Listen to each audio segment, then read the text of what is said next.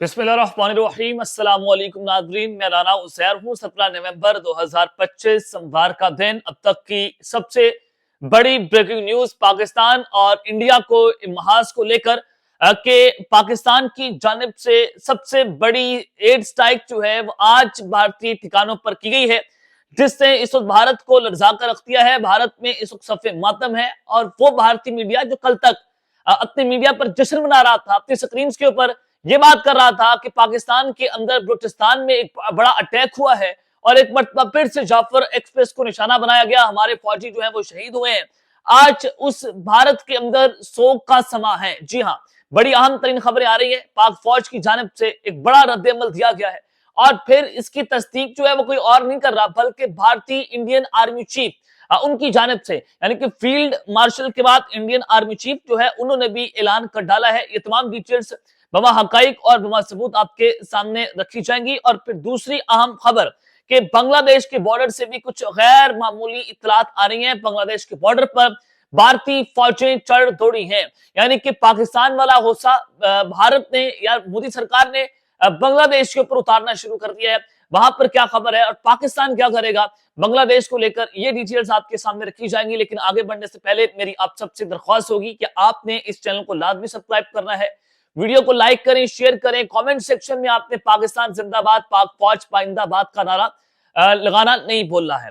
आगे बढ़ते हैं जनाब, बड़ी आम खबरें आ रही हैं कि एक तो दिल्ली ब्लास्ट हुआ और दिल्ली ब्लास्ट के अंदर आपने देखा कि जो इंटेलिजेंस रिपोर्ट्स आ रही है भारत की, जो आपको बताई भी थी मैंने कि उसमें पाकिस्तान को मुर्दे इल्जाम ठहराना भारत ने शुरू कर दिया है। साथ ही भारतीय मीडिया यह भी कह रहा है कि जैश ए मोहम्मद जो तंजीम है वो दिल्ली ब्लास्ट जो है उसके बाद कश्मीर के अंदर एक बहुत बड़ा हमला प्लान कर रही है।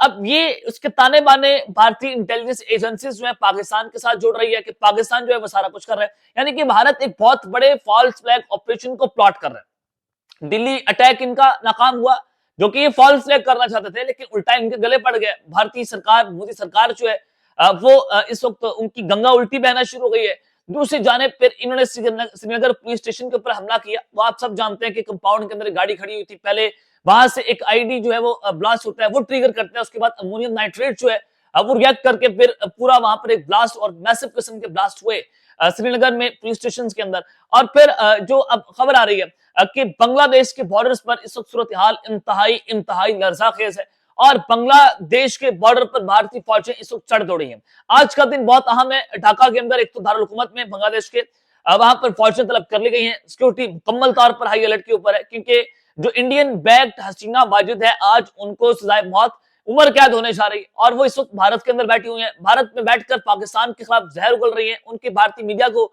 इंटरव्यूज दिए जा रहे हैं। भारत क्या चाहता है? भारत ये चाहता है कि बांग्लादेश के अंदर खाना जंगी जो है वो शुरू की जाए।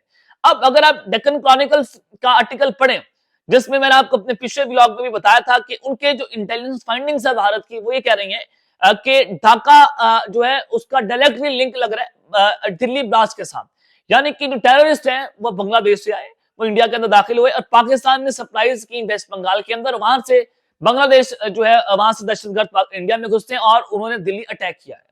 ये इंटेलिजेंस फाइंडिंग्स हैं रॉ की, जो डेक्कन क्रॉनिकल्स जो है उसके ऊपर रिपोर्टिंग कर रहा है। ये वनीता पांडे जो है उनकी एक स्टोरी है जो कल शाया होती है। तो ये कोई जो है वो कोई सादा सी स्टोरी नहीं है।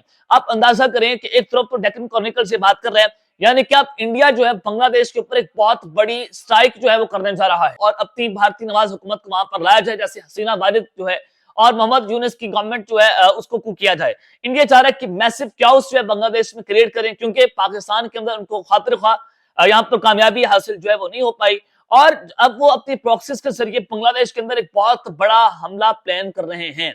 बांग्लादेश के बॉर्डर्स पर बात करें कि उनकी फौजों की गैर मामूली नकलो हरकत है, तो पाकिस्तान और बांग्लादेश का इस सारे मामले में एक बहुत बड़ा दिफाई मुआहदा हो सकता है सऊदी अरब के बाद बांग्लादेश के साथ। लेकिन ये सऊदी अरब की तर्ज के ऊपर एक दिफाई मुआहदा नहीं होगा कि एक मुल्क के ऊपर हमला दूसरे मुल्क पर हमला तस्वर किया जाएगा, बल्कि एक मुल्क जो है वो दूसरे मुल्क के मिलिट्री रिसोर्सेज को इस्तेमाल कर सकता है। ये भी बहुत बड़ी बात है कि हम बांग्लादेश के फिर जो उनके फौजी अड्डे हैं उनका इस्तेमाल करके वो भारत में जो तबाही फेरेंगे उसकी नजीर फिर नहीं मिलेगी।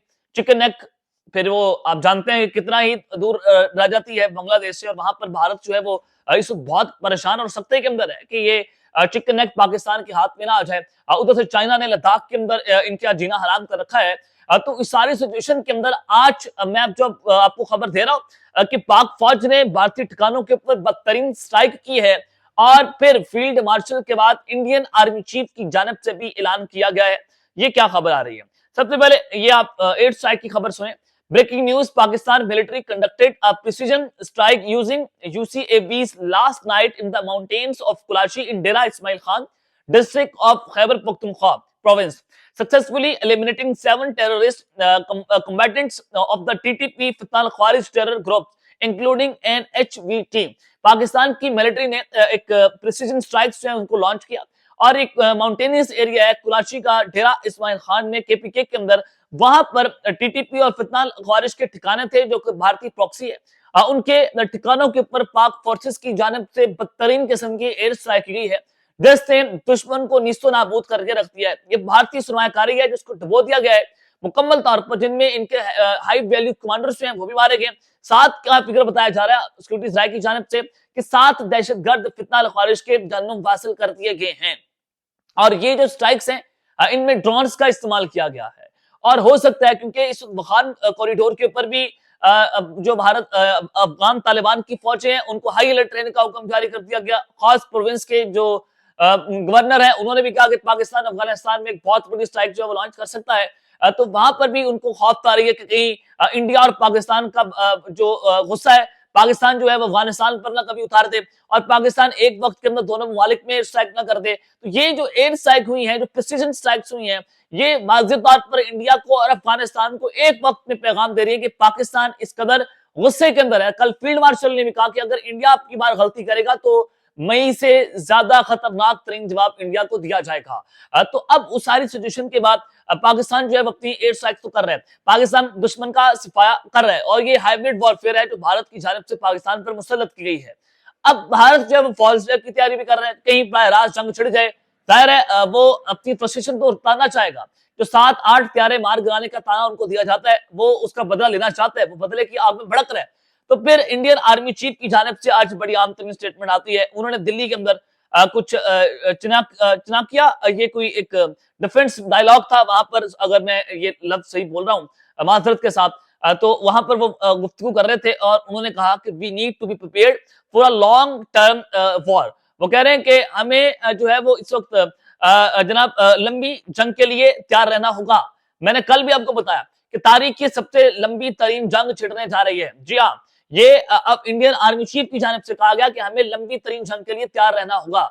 और जब नरेंद्र मोदी को उनकी फौजों ने उनको प्रपोजल दिया कि हम 3 माह के लिए जंग के लिए तैयार हैं, हमारा फौजी साजोसामान मुकम्मल है, इस पर ड्रोन और मिसाइल्स की जंग होगी, सूरत हाल खतरनाक है। तो ये इंडिया जो है उनकी फौजें नरेंद्र मोदी को प्रपोजल दे रही है कि हमारी ये तैयारी है, आप हमें हुक्म दे, हम ऑपरेशन सिंदूर 2.0 को लॉन्च करने के लिए तैयार है। और उनके चीफ साहब ने जो है वो ऑपरेशन सिंदूर के ऊपर भी बात की। The movie hadn't even begun, it was just a trailer. उन्होंने कहा कि अभी मूवी जो है अभी शुरू नहीं हुई, ये अभी ट्रेलर था। If Pakistan give us an opportunity, अगर पाकिस्तान हमें अपॉर्चुनिटी देगा तो हम बताएंगे कि एक हमसाये को कैसे बिहेव करना चाहिए। तो अब ये अपॉर्चुनिटी की तलाश के अंदर हम यहाँ से अंदाजा लगा ले कि इस वजह से इंडिया एक बहुत बड़ा फॉल्स प्लॉट करना चाहता है और अब की बार वो दोबारा से कश्मीर का सहारा लेगा, मकबूजा कश्मीर का। और वो जो कश्मीर है वहां पर ये ऑलरेडी इल्जाम लगाना इन्होंने शुरू कर दिया कि पाकिस्तान जो है वो यहाँ पर एक हमला प्लॉट करने की तैयारियां कर रहे हैं, वहां प्लानिंग की जा रही है।